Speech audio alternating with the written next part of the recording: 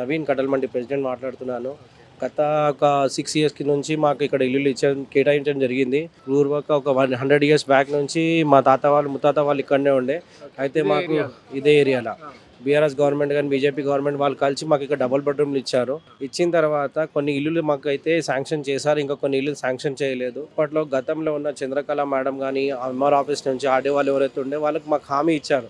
ఇక్కడనే మాకు double bedroom మిగిలిన వాళ్ళకి మా స్థానికుల వాళ్ళకి ఇస్తాను. కానీ ఇప్పుడు మా స్థానికులు ఇవ్వకుండా వేరే వాళ్ళకి కేటాయిస్తున్నారు. దీని గురించి వేరే వాళ్ళకంటే ఎవరికి వాళ్ళ పార్టీ కార్యకర్తలకా లేకపోతే బయట నుంచి వచ్చిన వాళ్ళకి బయట నుంచి వచ్చిన వాళ్ళకి, ఇంకా వాళ్ళు మా స్థానికులే కాదు. ఎన్నోసార్లు మేము ఎంఆర్ ఆఫీస్కి, ఆర్డీఓ ఆఫీస్కి, కలెక్టర్ ఆఫీస్కి తిరిగాము కూడా.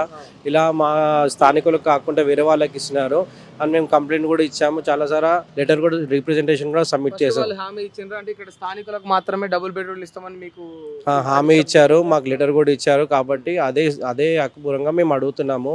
మా స్థానికులు ఎవరైతే ఉన్నారో వాళ్ళకే ఇవ్వండి. ఇక్కడ ఒక్కొక్క ఫ్యామిలీలో 3 మెంబర్స్ ఉన్నారు. 3 ఫ్యామిలీస్ ఉన్నాయి. ఇప్పుడు అన్న, తమ్ముడు, ఇంకా చిన్న తమ్ముడు అలా ఉన్నారు. కాబట్టి ఒకటే డబుల్ బెడ్రూమ్ లా ఒక 3 ఫ్యామిలీస్ ఉండలేవు. కాబట్టి సపరేట్ ఇస్తా అన్నారు. ఇప్పటి వరకు అయితే మాకు అలా ఇవ్వలేదు. ఎన్ని ఫ్యామిలీలు ఉన్నాయన్నా ఒక దగ్గర 40 నుంచి 50 ఫ్యామిలీస్ ఉన్నాయి. ఇప్పుడు వాళ్ళందరూ ఏడు ఉంటారు మరి? ఇప్పుడు వాళ్ళు వచ్చేసి కొంతమంది బయట కిరాయికి ఉంటున్నారు, కొంతమంది అయితే ఏవైతే మిగిలిన ఇల్లులు ఉన్నాయి కదా దాంట్లో ఉంటున్నారు.